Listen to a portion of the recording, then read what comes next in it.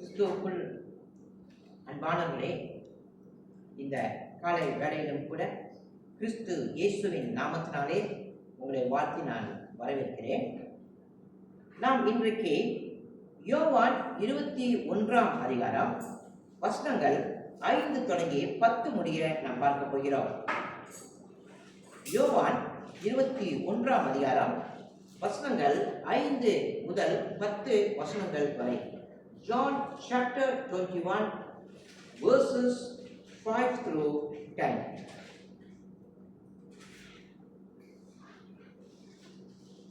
வசனம் 5. இயேசு அவர்களை நோக்கி, பிள்ளைகளை, புசிக்கிறதுக்கு ஏதாயிலும் உங்களிடத்தில் உண்டா என்றார்.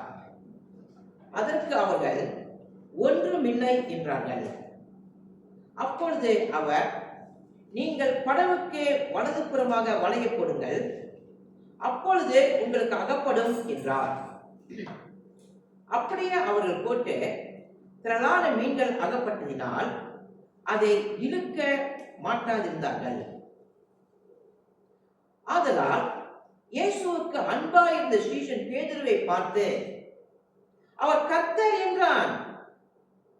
அவர் கர்த்தர் என்று சீமோன் பேதுரு கேட்டவுடனே தான் வஸ்திரம் இல்லாதவனாய் இருந்தபடினால் தன் மேற்சட்டையை கட்டிக்கொண்டு கடலிலே குதித்தான்.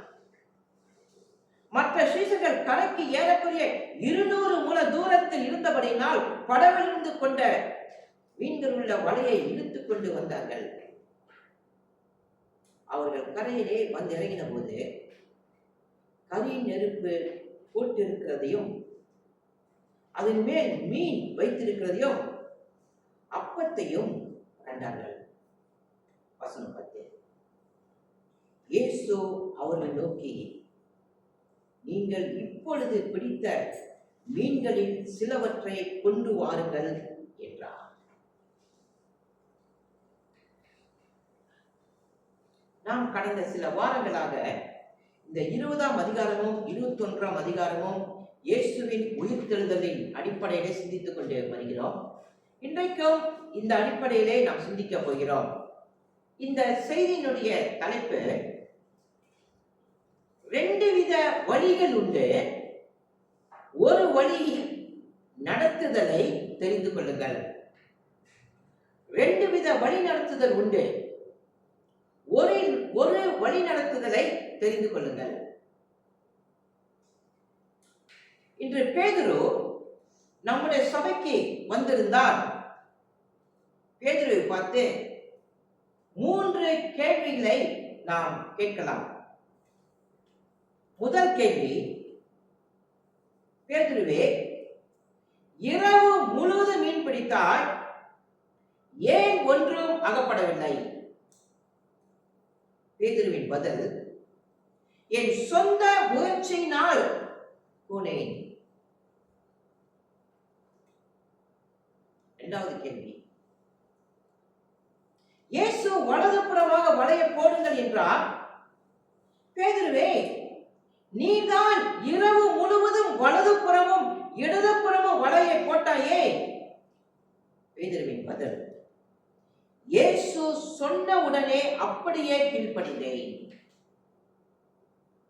மூன்றாவது பேதுருவின் கேள்வி, பேதுருவே, இதிலிருந்து என்ன எங்களுக்கு கற்றுக் கொடுக்கிறாய்? பேதுருவின் பதில், இயேசு இல்லாமல் எதையும் வாழ்க்கையில் செய்ய முயற்சிக்காதீர்கள்.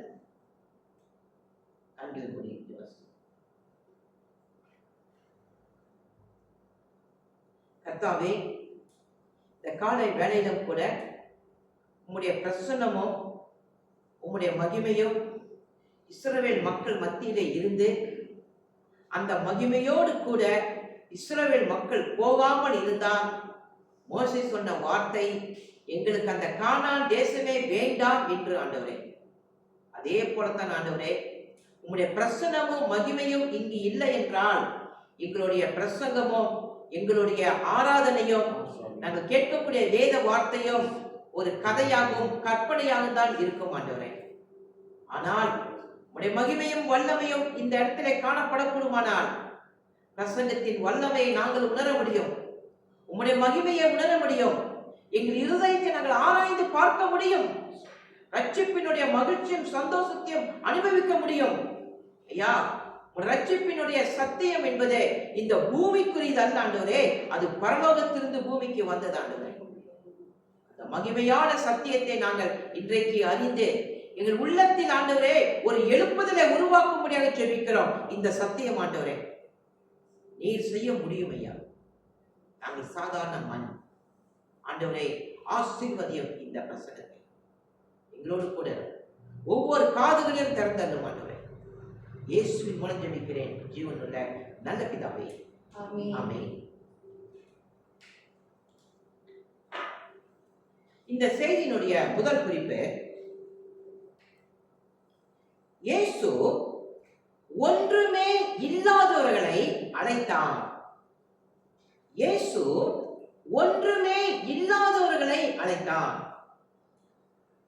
யோவான் 21 அதிகாரம் வசனம் 5.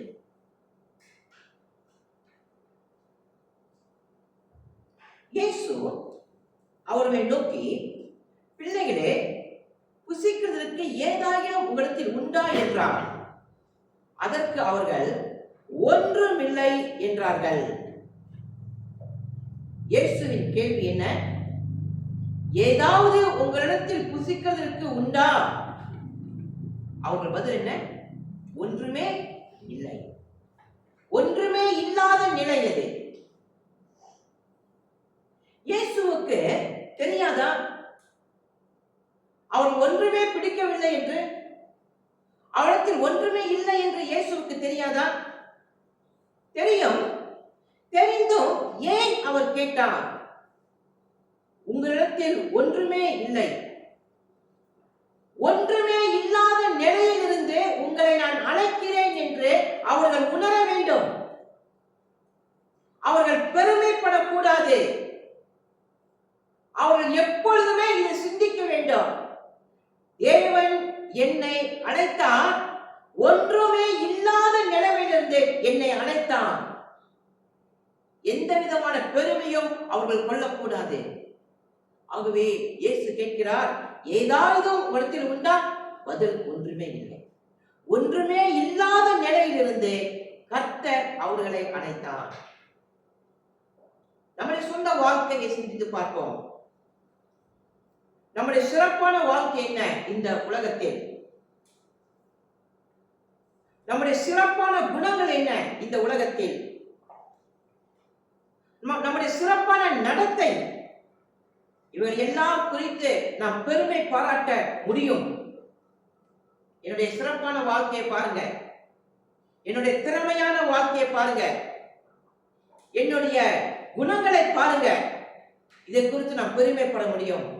ஆனால் இவைகள் அத்தனையும் நம்மை நியாய தீர்ப்பிலிருந்து காப்பாற்ற முடியாது.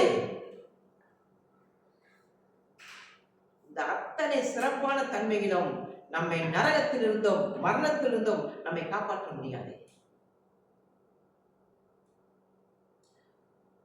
1ஆம் வசனத்திலிருந்து 5ஆம் வசனம் வரைக்கும் பேதுரு மீன் பிடிக்க கூட்டிக் கொண்டு போனான். 6ஆம் வசனத்திலிருந்து 10ஆம் வசனம் வரைக்கும் இயேசு மீன் பிடிக்க கூட்டிக் கொண்டு போனார். 2 பேர் மீன் பிடிக்க கூட்டிக் கொண்டு போனார்கள். முதல் பேதுரு, இரண்டாவது இயேசு. பேதுரு மீன் பிடிக்க கூட்டிக் கொண்டு போனான். ஒன்றுமே இல்லாத நிலையில் கொண்டு வந்து விட்டுவிட்டான். இப்பொழுது இயேசு மீன் பிடிக்க கூட்டிக் கொண்டு போகிறார். இயேசு வலையை போடுங்கள் என்று சொல்கிறார். இப்பொழுது இரண்டாவது இயேசு வழி நடத்துகிறார். யோவான் 21ஆம் அதிகாரம் வசனம் 6. John chapter 21 verse 6.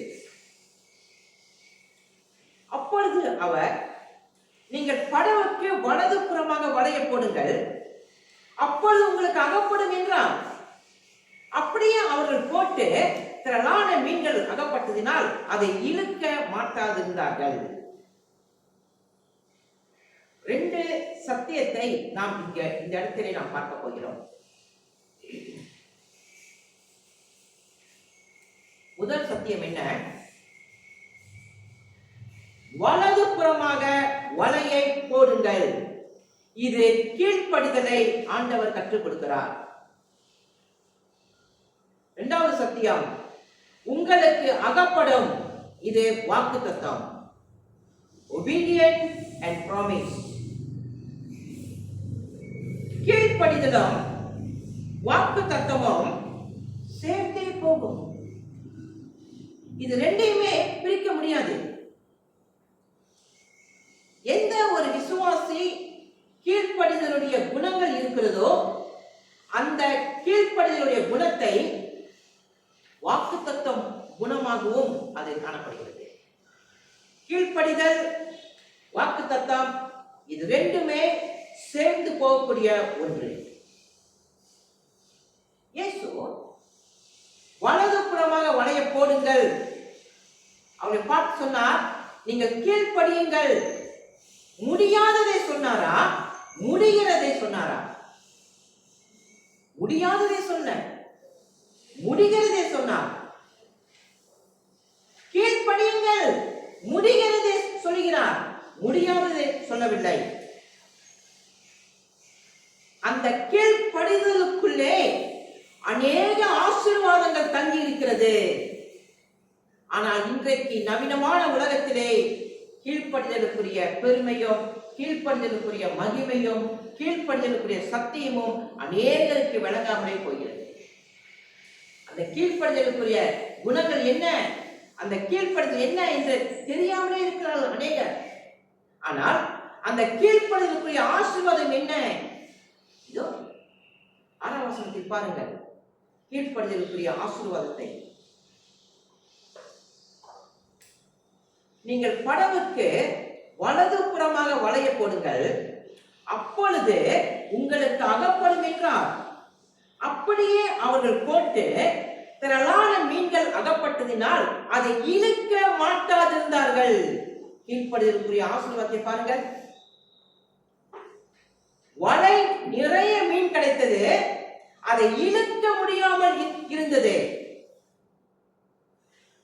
அதே வலை, அதே கடல், அதே படகு, அதே சீடர்கள். ஏன் அவர்களால் ஒன்றுமே பிடிக்க முடியாமல் போனது? இயேசு ஒரே வார்த்தை சொன்னார், வலை நிறைய என்கிறது. இதனுடைய ரகசியம் என்ன? கீழ்ப்படிதல். இந்த கீழ்ப்படிதலுக்குரிய ஆசீர்வாதம் எதிலே அடங்கியிருக்கிறது? எதிலே அடங்கியிருக்கிறது என்றால், கீழ்ப்படிதல் என்றால் என்ன? இயேசு அழைத்தான். இயேசு வலையை வலதுபுறம் போட சொன்னார். இயேசு சொன்னார், அப்படியே நான் செய்தேன். அதுதான் கீழ்ப்படிதல். அதே போல நடந்தது. என்ன நடந்தது? இயேசு சொன்னார், கீழ்ப்படி, வலதுபுறமாக போடுங்கள். போட்டேன். அங்கு வாக்குத்தத்தம். என்ன வாக்குத்தத்தம்? வலை நிறைய மீன் கிடைத்தது. வாக்குத்தத்தம். பேதுரு மீன் பிடிக்க கூட்டிக் கொண்டு போனால் ஒன்றுமே பிடிக்காமல் போனார்கள். இயேசு மீன் பிடிக்க சொன்னார், திரளான மீன்கள் கிடைத்தது. ஒரு புறம் பேதுரு, ஒரு புறம் இயேசு. பேதுருவின் அழைப்பு தோல்வியில் முடிந்தது, இயேசுவின் அழைப்பு வெற்றியோடு இருக்கிறது. இந்த உலகத்தில் ரெண்டு வழி இருக்கிறது. ஒன்று, யார் சொன்னாலும் நான் கேட்க மாட்டேன், அது பேதுருவின் வழி. சுயநலமான வழி, மாமிசமான வழி. இந்த வழியில் ஒரு மனிதன் போனால் அது எங்கே போய் நிறுத்தும் தெரியுங்களா? ஒன்றுமே இல்லாத நிலையில் தான் போய் நிறுத்தும். சீடர்கள் பேதுருவின் வார்த்தையை கேட்டு போனாங்க, ஒன்றும் இல்லாமல் போனாங்க தானே? அதே போலதான் இந்த உலகத்தின் வழியிலே போனால் கடைசியில் ஒன்றுமே இல்லாத நிலைமையில் வந்து நாம் நிறுத்துவோம். அதுதான் பேதுருவின் வழி. இரண்டாவது வழி ஒன்று இருக்கிறது, அது இந்த வேதத்தின் வழி. இந்த வேதத்தின் வழி இருக்கல்லவா, இது ஆரம்பத்திலே துன்பமான வழியை நமக்கு காண்பிக்க முடியும். நடுவிலே பலவிதமான குழப்படிகள் கூட வர முடியும். இந்த வேதத்தின் வழியில் நாம் நடந்து போகும் பொழுது, ஆனால் முடிவிலே நிறைவுள்ளதாக ஆக முடியும். இந்த வேதத்தின் வழி இதுதான்.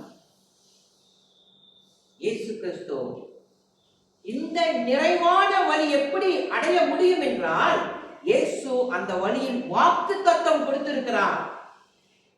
இயேசுதான் அதுக்கு காரணம். ஆகவே 2 வழி நான் சொன்னேன். பேதுருவின் வழி. இன்றைக்கு எத்தனையோ பேதுருக்கள் இந்த பூமியில இருக்கிறார்கள். எத்தனையோ பேதுருவின் வழியிலே அநேகர் போய்விட்டார்கள். வாக்குத்தத்தம் இல்லாத வழியில் போய்விட்டார்கள். அவரை காப்பாற்றாத வழியிலே போய்விட்டார்கள். மாமிசமான வழியிலே போய்விட்டார்கள். அது அத்தனையும் பேதுருவின் வழி. ஆகவேதான் வாக்குத்தத்தம் இல்லாமல் இறுதி முடிவில் வந்து நிற்கும் பொழுது ஒன்றுமே இல்லாமல் இருக்கிறார்கள். ஆனால் இயேசுவின் வழி இருக்கல்லவா, அந்த வழி வாக்குத்தத்தம் உள்ள வழி. அது ஆரம்பிக்கும் பொழுது துன்பமான வழியா இருக்கலாம், நடுவிலே பலவிதமான குழப்படிகளும் பிரச்சனைகளும் வரலாம் இயேசுவின் வழியிலே. ஆனால் முடிவே ஆட்டுக்குட்டியானவரை வெற்றி.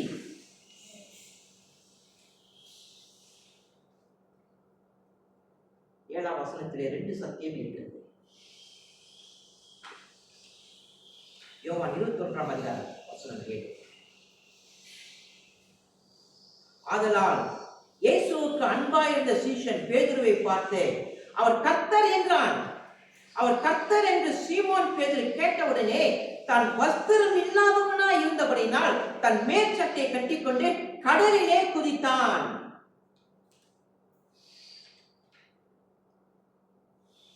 ரெண்டு சத்தியம் இந்த இடத்திலே பார்க்க போகிறோம். முதல் சத்தியம் அன்பு, இரண்டாவது சத்தியம் கர்த்தர். இயேசு கரையிலே நிற்கிறார், கலிலேயா கரையிலே நிற்கிறார். உயிர்த்தெழுந்த கர்த்தர் கரையிலே நின்று கொண்டு இருக்கிறார். மற்ற சீடர்கள் யாருக்குமே தெரியவில்லை. ஆனால் 7ஆம் வசனம் சொல்கிறது, இயேசுவுக்கு அன்பாயிருந்த சீஷன். இயேசுவுக்கு அன்பாயிருந்த சீஷனுக்கு மட்டுமே தெரிந்தது கரையிலே நிற்பவர் கர்த்தர். இயேசுவுக்கு அன்பாயிருந்த சீஷன் யார்? பேதுருவா? இயேசுவுக்கு அன்பாயிருந்த சீஷன் யார்? வசனம் சொல்லுகிறது. யார் அவன்? மத்தேயுவா? யார்? யோவான். இயேசுவுக்கு அன்பாயிருந்த சீஷன் யார்? யோவான்.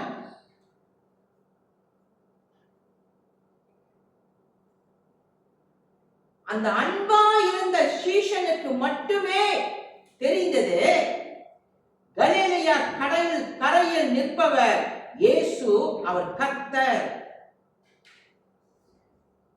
எப்படி மற்றவங்களுக்கு தெரியல? இவனுக்கு மட்டும்தான் தெரிந்தது அவர் கர்த்தர் என்று. யோவான் 13ஆம் அதிகாரம் 23ஆம் வசனம். John chapter 13 verse 23.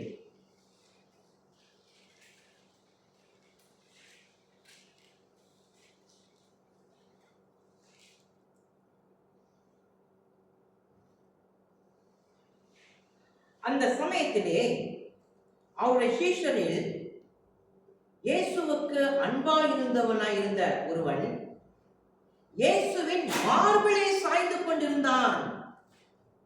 யார் இவன்? இயேசுவின் மார்பிலே சாய்ந்து கொண்டிருந்த சீடர் யார்? யோவான். யோவான் இயேசுவின் மார்பிலே சாய்ந்து கொண்டு இருக்கும் பொழுது, அப்படி என்றால் அவன் எல்லா 12 அப்போஸ்தலரிலும் இவன் தான் யாரு? சிறு பையனாக இருந்திருக்கிறான். ஏன்னா இயேசுவின் மார்பிலே அவன் சாய்ந்து கொண்டிருக்கிறானே. அவனை குறித்து யோவான் 21ஆம் அதிகாரம் 7ஆம் வசனம் சொல்லுகிறது, இயேசுவுக்கு அன்பா இருந்த சீஷன். அன்பு. இரவு முழுவதும் அவன் மீன் பிடிக்கிறான். யார்? பேதுருவோடு கூட சேர்ந்து யோவான். அப்படி மீன் பிடிக்க போயிருந்தாலும், இரவு முழுவதும் அவன் இருந்தாலும், அவன் இருதயம் இயேசுவின் மேல் அன்பா இருந்து கொண்டே இருந்தது. அவன் இருதயம் யாரை நோக்கி பார்த்துக் கொண்டிருந்தது? இயேசுவையே நோக்கி பார்த்து கொண்டே இருந்தது. படகு அங்க இருக்கு, வலை அங்க இருக்கு, கடல் அங்க இருக்கு, மீன் கிடைக்கவில்லை. இத்தனை வேலைகள் அவன் செய்தாலும் அவனுடைய ஆவி, அவனுடைய ஆத்துமா, அவனுடைய சரீரம், அவன் இருதயம் இயேசுவையே முழுமையான அன்பில் அது நிறைந்து காணப்பட்டது. எந்த இடத்திலே? வேலை செய்யக்கூடிய இடத்திலே இயேசுவின் அன்பு அவன் இருதயத்தில் நிறைந்து கொண்டிருந்தது. வீட்டில் இருக்கீங்களா? உங்கள் இருதயத்தில் வீட்டில் இருக்கும்போது இயேசுவின் அன்பு நிறைந்து இருக்குதா? வேலை இடத்துக்கு போறீங்க, வேலை செய்யும் பொழுது உங்கள் இருதயத்தில் இயேசுவின் அன்பு நிறைந்து இருக்குதா? நண்பர்களோடு உறவாடுறீங்க, நண்பர்களோடு வாழ்றீங்க, நண்பர்களோடு இருக்கீங்க, அந்த நேரத்தில் இயேசுவின் அன்பு உங்கள் இருதயத்தில் நிறைந்திருக்குதா? இயேசு கிறிஸ்துவின் மேல் அன்பாய் இந்த யோவான் இருந்தான். அப்படி இருந்ததுனாலே கரையில் நிற்பவர் யார் என்று கேட்டால் அவர் கர்த்தர் என்று ஆணித்தரமாக பதில் கொடுத்தார். அன்பு. இரண்டாவது 7ஆம் வசனம், அவர் கர்த்தர் என்றான்.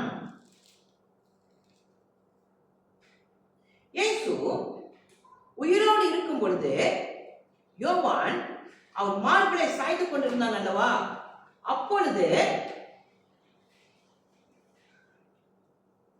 அவர் ஒரு ரபி, அவர் ஒரு போதகர், அவர் ஒரு யோசேப்பின் மகன், அவர் ஒரு நல்ல ஒரு ஆசிரியர், எல்லாரும் அவரை அப்படித்தான் அழைத்தார்கள்.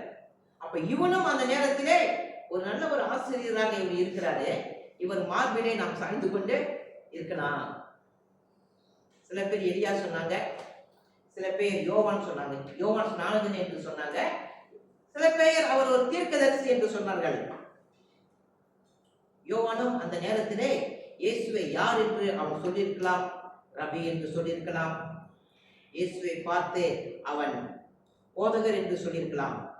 ஆனா இப்பொழுது யோவான் இயேசுவை யார் என்று சொல்லுகிறான் என்றால் கர்த்தர் என்று சொன்னான். 7ஆம் வசனத்திலே கர்த்தர் என்றால் யார்? தேவன், படைத்தவர், நித்தியமுள்ளவர், ஆதியும் அந்தமுமானவர். யோவான் உறுதியாக சொல்கிறான், கரையில் நிற்பவர் கர்த்தர். அப்படி என்றால் யாருடைய மார்பிலே யோவான் சாய்ந்து கொண்டிருந்தான்? கர்த்தருடைய மார்பிலை சாய்ந்து கொண்டிருந்தான், படைத்தவருடைய மார்பிலை சாய்ந்து கொண்டிருந்தான், நித்தியம் உள்ளவர் மார்பிலை சாய்ந்து கொண்டிருந்தான், ஆதியும் அந்தமுமானவர் மார்பிலை சாய்ந்து கொண்டிருந்தான், மரணத்தையே ஜெயித்தவருடைய மார்பிலை சாய்ந்து கொண்டிருந்தான் இந்த யோவான். இன்றைக்கு நீங்கள் இந்த மார்பிலை சாய்ந்து கொண்டிருக்க போறீங்க. மரணத்தையே ஜெயித்த இயேசுவின் மார்பிலை என்றைக்கு நீங்கள் சாய்ந்து கொண்டு இருக்க போறீங்க உங்களுடைய வாழ்க்கையில? இன்றைக்கு நவீனமான உலகத்திலே மனிதனுக்கு பிடித்து ஆட்டிக் கொண்டிருக்கிறது மரண பயம்.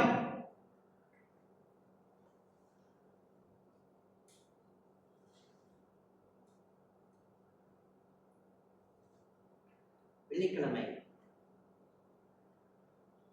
பாஸ்டர் எபினேசர் இந்தியாவிலே மிக அற்புதமான ஊழியம் செய்து கொண்டு இருக்கிறார். எபினேசர் பாஸ்டர் அவர் ஒரு ஜெப குறிப்பை கொடுத்தார் எங்களுக்கு.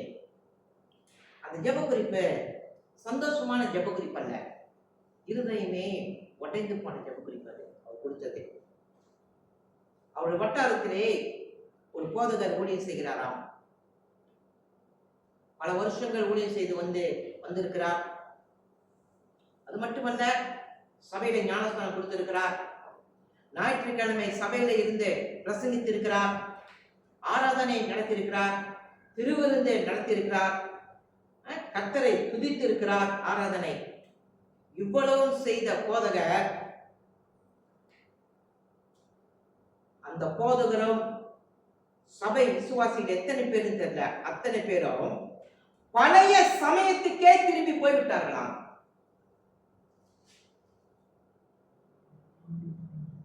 என்ன காரணம்? ரோமர் அதுக்கு பவுல் பதில் கொடுக்கிறார். ரோமர் 10ஆம் அதிகாரம் 9ஆம் வசனம். Romans chapter 10 verse 9. ரோமர் 10ஆம் அதிகாரம் வசனம் 9.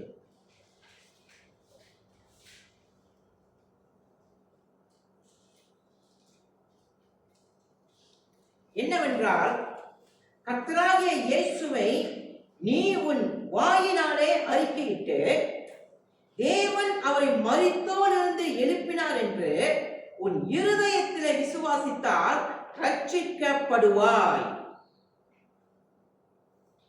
பதில், ஒரு மனிதன் ரட்சிக்கப்பட வேண்டும் என்றால் வாயிலே அறிக்கையிட்டு இருதயத்திலே அவரை கர்த்தர் என்று விசுவாசிக்க வேண்டுமா? கர்த்தர் என்று விசுவாசிக்க சொன்னவர் அவர் யார்? படைத்தவராக விசுவாசிக்கணும். அவரை ஆதியும் அந்தமும் உள்ளவர் என்று விசுவாசிக்கணும். அவர் நித்தியம் உள்ளவர் என்று விசுவாசிக்கணும். அவரே உன் இரட்சகர் என்று விசுவாசிக்க வேண்டும். அப்படி என்றால் அந்த போதகரும் அந்த சபை விசுவாசிகளும் ஏன் பழைய சமயத்துக்கு போனார்கள்? காரணம் என்ன தெரியுங்களா? வாயிலே ஆராதித்து இருக்கிறார்கள், வாயிலே பிரசங்கித்து இருக்கிறார்கள், இருதயத்திலே கர்த்தர் என்ற விசுவாசம் இல்லை.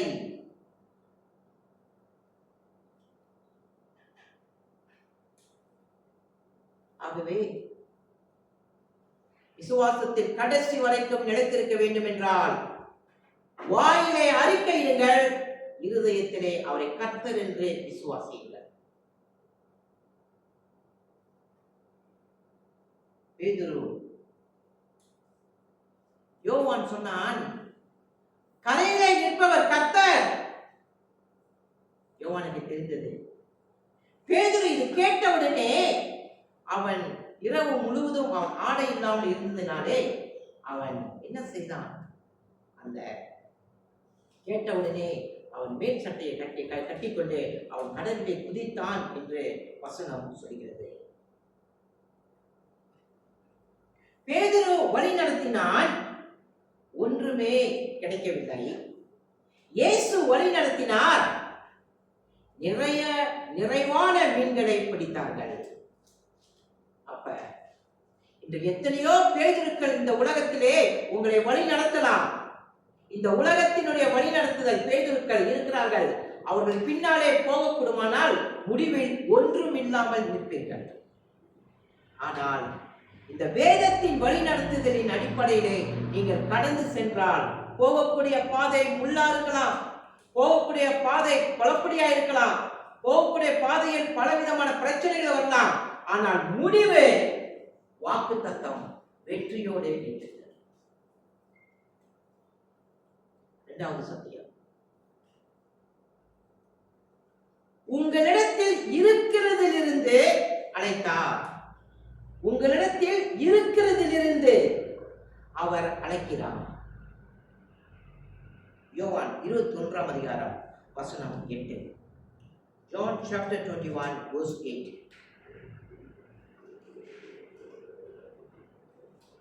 மற்ற சீஷர்கள் கரைக்கு ஏறக்குறைய 200 முழ தூரத்திலே இருந்தபடினால் படவிலிருந்து கொண்ட மீன்கள் உள்ள வலையை இழுத்து கொண்டு வந்தார்கள். 8ஆம் வசனம், மீன்களை இழுத்து கொண்டு வந்தார்கள்.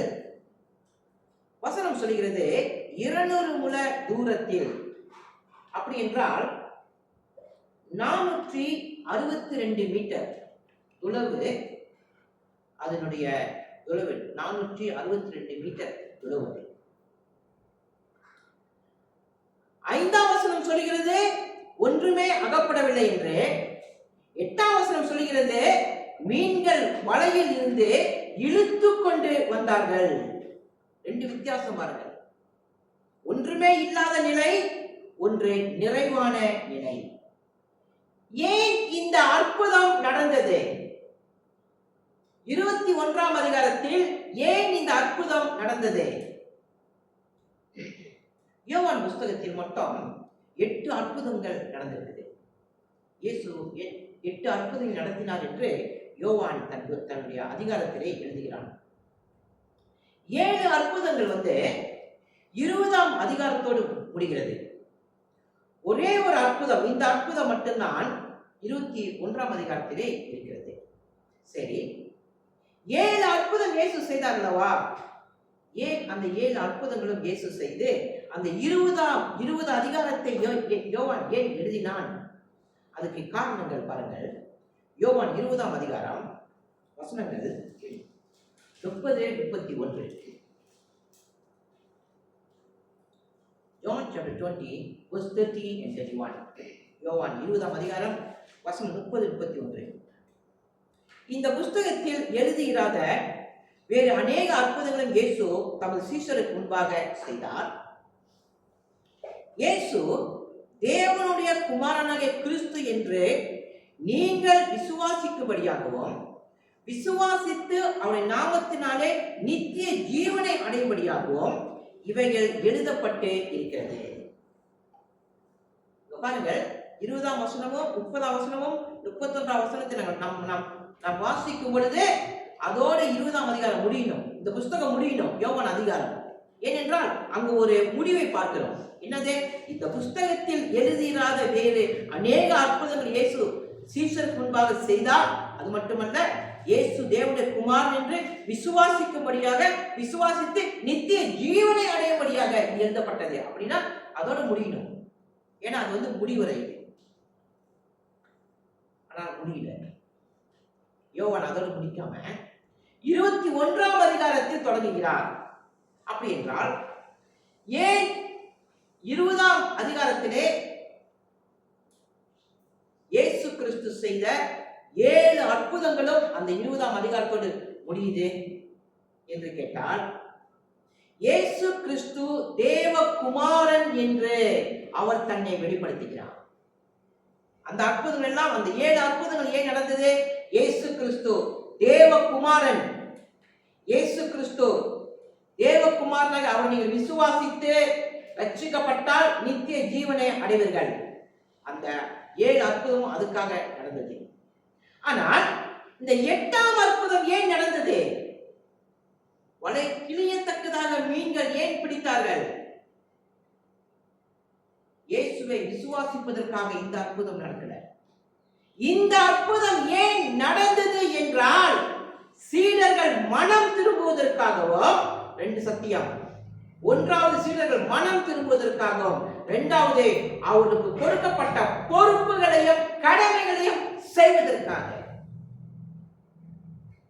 ஆகவே 7 அற்புதம் இயேசு தேவகுமாரன் என்று வெளிப்படுத்தினார். 8வது அற்புதம் மனம் திரும்புவதற்காகவும் பொறுப்புகளை செய்வதற்காகவும் நடந்தது. சபையார்களே, நம்ம எல்லாத்துக்கும் பேர் என்னது? ரட்சிக்கப்பட்டவர்கள். ரட்சிக்கப்படுவது மட்டும் நம்முடைய பொறுப்பு அல்ல, ரட்சிக்கப்பட்ட பிற்பாடு நம்முடைய பொறுப்புகளையும் செய்வதற்காக அழைக்கப்பட்டிருக்கிறோம். ஆகவேதான் நான் உறுதியாக சொல்வேன், யோவான் 21ஆம் அதிகாரம் ஒவ்வொருடைய இருதயத்திலும் முத்திரையாக அது குத்தப்பட வேண்டும். என்ன முத்திரையாக குத்தப்பட வேண்டும்? நான் பொறுப்புள்ள ஒரு கிறிஸ்தவன், நான் கடமையுள்ள ஒரு கிறிஸ்தவன். சபை ஆராதனை முடிந்த பிற்பாடு ஒருவருக்கொரு கேட்டு பாருங்கள், உங்கள் இருதயத்திலே 21ஆம் அதிகாரம் முத்திரையாக இருக்கிறதா? நீங்க அநேகருடைய சுலபமான கிறிஸ்தவ வாழ்க்கை என்ன தெரியுங்களா? இயேசுவை விசுவாசிக்கிறேன், தேவகுமாரன் என்று நான் ரட்சிக்கப்பட்டு விட்டேன், ஆகவே நான் பரலோகம் போயிடுவேன். 21ஆம் அதிகாரத்தை ஏன் எழுதினா? ரட்சிக்கப்படுவதற்காக மட்டுமல்ல, பொறுப்புகளையும் கடமைகளையும் செய்வதற்காக.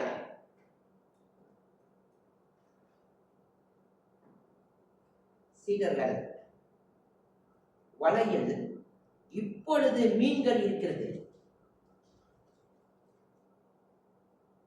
6ஆம் அதிகாரத்திலே சீடர்களுக்கு மீன்கள் இருக்கிறது. எந்த சீடராவது என் முயற்சியால் இந்த மீன் பிடிச்சேன் சொல்ல முடியுமா? என் திறமையாலே நான் மீன் பிடிச்சேன் சொல்ல முடியுமா? பேதுரு, யோவான், யாக்கோபை பார்த்து நாங்க குடிச்சோம் பாருங்க மீன், எப்படி யாராவது சொல்ல முடியுமா? முடியவே முடியாது. ஏன்? ஒன்றும் இல்லாத நிலைமையில் இருந்து உங்களை நான் அழைத்தேன். பெருமைப்படுவதற்கு உங்களிடத்தில் எதுவுமே இல்லை. மனிதன் என்று சொல்கிறான், என் முயற்சி, நான் செய்தேன், என்னுடைய திறமை. மனிதன் என்று பேசுகிறான். ஒரே ஒரு கேள்விதான், இந்த கால வேளையிலும் சரி, நம்முடைய வாழ்க்கையில ஒரே ஒரு வைரஸ் உன் இருதயத்திலே நுழைந்தால் உன்னுடைய வலையும் உன்னுடைய படகும் அவ்வளவுதான் முடிச்சு. உன் வாழ்க்கை உடைந்தது. ஆகவே நான் நிற்பதும் நிர்மூலம் ஆகாமல் இருப்பதும் அவருடைய கிருபை.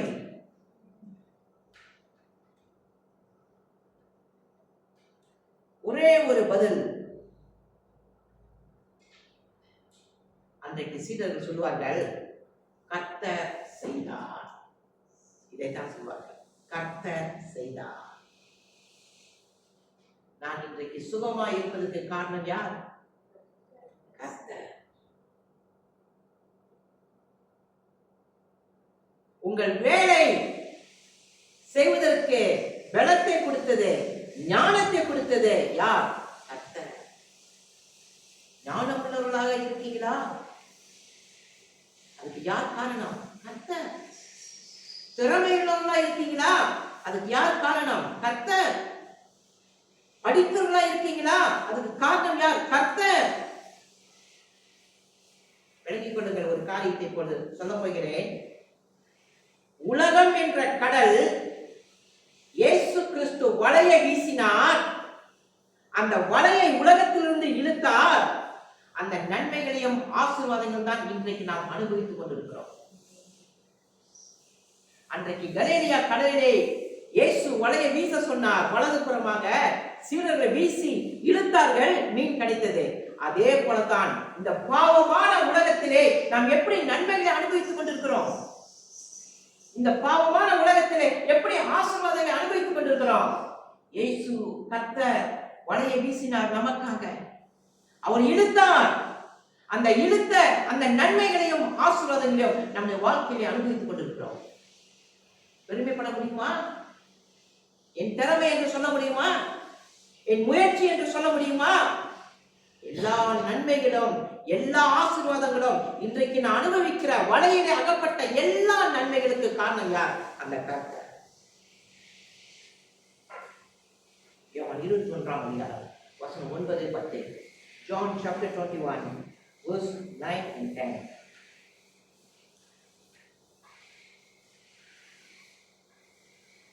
அவர்கள் கரையிலே வந்து இறங்கின பொழுது கரி நெருப்பு போடப்பட்டிருக்கிறதையும் அதன் மேல் மீன் வைத்திருக்கிறதையும் அப்பத்தையும் கண்டார்கள். இயேசு அவர்களை நோக்கி, நீங்கள் இப்பொழுது பிடித்த மீன்களில் சிலவற்றை கொண்டு வாருங்கள் என்றார். இன்னும் அவர்கள் கரை சேர்வதற்கு முன்னதாகவே அங்க கரி நெருப்பு போடப்பட்டிருந்தது. அதிலே சில மீன்களும் அப்பமும் அந்த இடத்திலே இருந்தது. இது யார் செய்தது என்று கேட்டால், இது கர்த்தர் செய்தார். இதுவும் அற்புதம் தான் நடக்கிறது.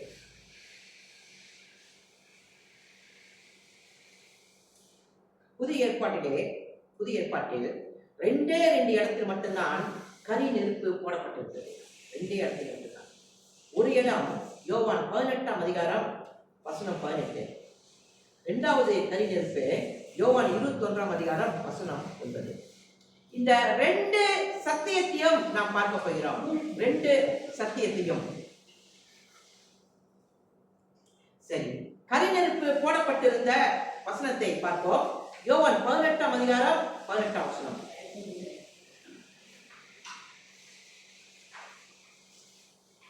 John chapter 18 verse 18. குளிர் காலமானபடினாலே ஊழியக்காரரும் சேவகரும் கரி நெருப்பு உண்டாக்கி நின்று குளிர் காய்ந்து கொண்டிருந்தார்கள். அவனுடைய கூட பேதுரு நின்று குளிர் காய்ந்து கொண்டிருந்தான். இது எப்ப நடக்குது என்றால், வியாழக்கிழமை இரவிலே இயேசுவை நியாய தீர்ப்பு, கைபா, அன்னா, பிலாத்து நியாயம் தீர்த்து கொண்டு இருக்கிறார்கள். அந்த நேரத்திலே குளிர் காலமானவரினால் கரி நெருப்பு போடப்பட்டிருந்தது. அங்கு பேதுரும் உட்கார்ந்து குளிர் காய்ந்து கொண்டிருக்கிறான். முதல் கரி நெருப்பு. இது எதை காண்பிக்கிறது? பேதுரு இயேசுவை மறுதலித்தான். அந்த கரி நெருப்பு இது உணர்த்துகிறது.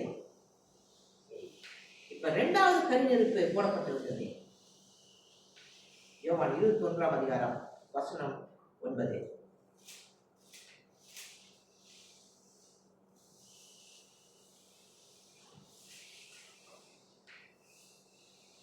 அவர்கள் கரையிலே வந்து இறங்கின போது கரி நெருப்பு போடப்பட்டிருக்கிறதையும் அங்க பாருங்கள். இரண்டாவது அங்கு இயேசு கிறிஸ்து கரி நெருப்பு அங்கு போடப்பட்டு இருக்கிறதை அங்கு காண்பித்தார். அப்ப அந்த கரி நெருப்பை பார்த்த உடனே பேதுருவுக்கும் மற்ற சீடர்களுக்கும் ஞாபகம் வந்திருக்கும், ஒரு நாள் இதே கரி நெருப்பின் நடுவில் தான் நான் குளிர் காய்ந்து கொண்டிருக்கும் போது இந்த இயேசுவை மறுதலித்தேன். இப்பொழுது கரி நெருப்பு போடப்பட்டிருக்கிறது. இயேசு கரி நெருப்பை போட்டு அங்கு இருந்தாரே, இது எதை காண்பிக்கிறது? யோவான் 21ஆம் அதிகாரம்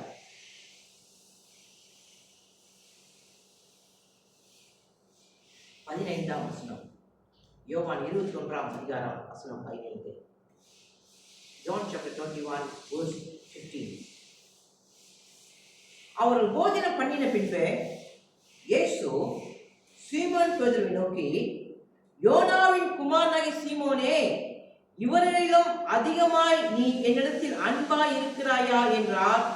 அதற்கு அவன், ஆம் ஆண்டவரே, உம்மை நேசிக்கிறேன் என்பதை நீர் அறிவீர் என்றான். அவர், என் ஆட்டுக்குட்டிகளை மேய்ப்பாயாக என்றார். இந்த கரி நெருப்பை எதை காண்பிக்கிறது? பேதுருவே, உன்னுடைய பொறுப்புகளை, உன்னுடைய கடமைகளை நான் மறுபடியும் ஞாபகப்படுத்துகிறேன். உன்னுடைய மனம் திரும்புதலை நான் மறுபடியும் ஞாபகப்படுத்துகிறேன். முதல் கரி நெருப்பு, நீ என்னை மறுதலித்தாய். இரண்டாவது கரி நெருப்பு, உன்னுடைய மனம் திரும்புதல், உன்னுடைய பொறுப்பும் உன் கடமையும். நம்முடைய வாழ்க்கையில கூட நாம் கர்த்தரை மறுதலிக்க கூடும். இந்த பூமியிலே மறுதலிக்க கூடும்.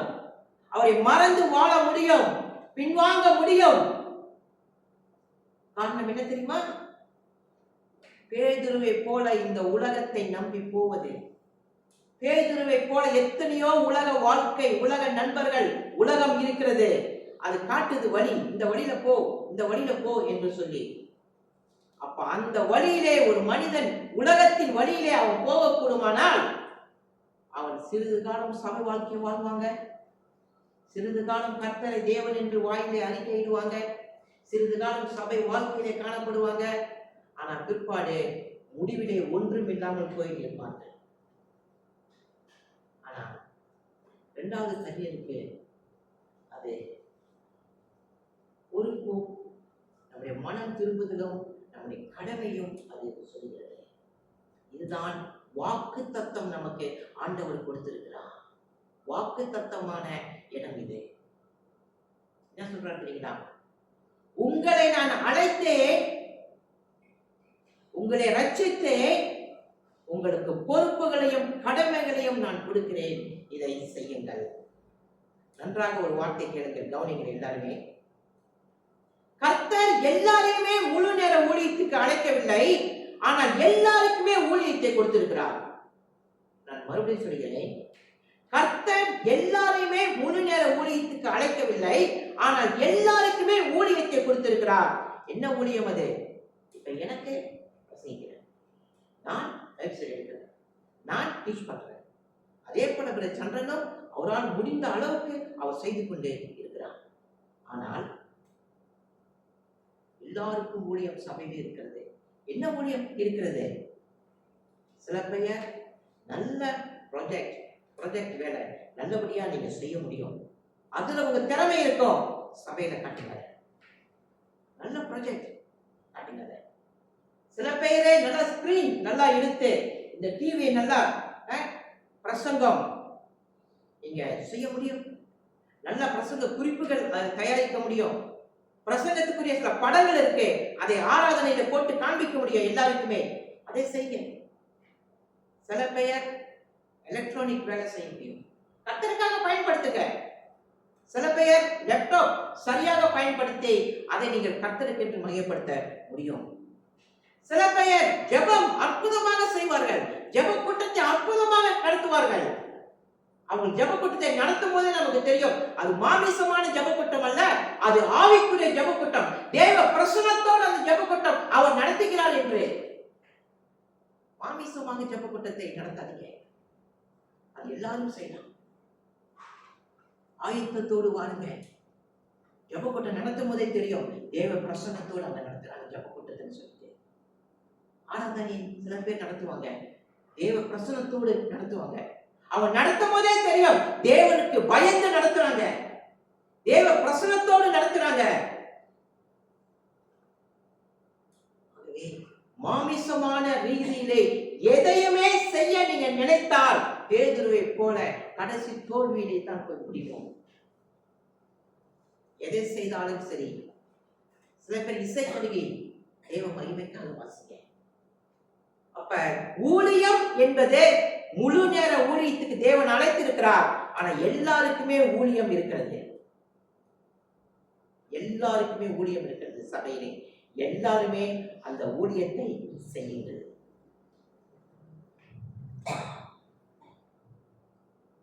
மீன் வலையில் இல்லாத நேரத்தில் யோவான் 21 அதிகாரம் 5ஆம் வசனத்தில் இயேசு உங்களிடத்தில் என்ன இருக்கிறது கொடுங்கள் என்று கேட்கல. 6ஆம் வசனத்தில் வலை மீன் வந்த பிற்பாடு தான் கேட்கிறார், சிலதை கொண்டு வாருங்கள், நீங்கள் பிடித்த சில மீன்களை கொண்டு வாருங்கள். எப்பொழுது கேட்கிறார்? கொடுத்ததிலிருந்து தான் அவர் கேட்கிறார், கொடுக்காததிலிருந்து அவர் கேட்கவில்லை. இயேசு உங்களிடத்தில் இல்லாததை கேட்கவில்லை, உங்களிடத்தில் கொடுத்ததை கேட்கிறார். என்ன கொடுத்திருக்கிறாரே அதை கேட்கிறார், என்ன கொடுக்கல அதை கேட்க மாட்டார். ஆகவே இயேசு கர்த்தர் உங்களுக்கு என்ன கொடுத்திருக்கிறார் அதை யோசித்து பாருங்கள். யோசித்து பார்த்து அது கர்த்தருக்காக பயன்படுத்துங்கள். அன்பானவர்களே, இந்த உலகத்தில் 2 வழி மட்டுமே உண்டு. ஒன்று உலகத்தின் வழி, இரண்டாவது வேதத்தின் வழி. எந்த வழியை நீங்கள் தேர்ந்தெடுக்க போகிறீர்கள்? கண்கள் முடிக்க அவசியமாக.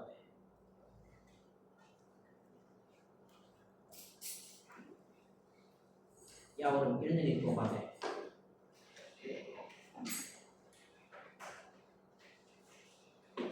ஒரு நிமிடம் கேட்ட இந்த செய்தியை நம்முடைய இதயத்திலே சிந்தித்து பார்ப்போம். ஒரு நிமிடம்.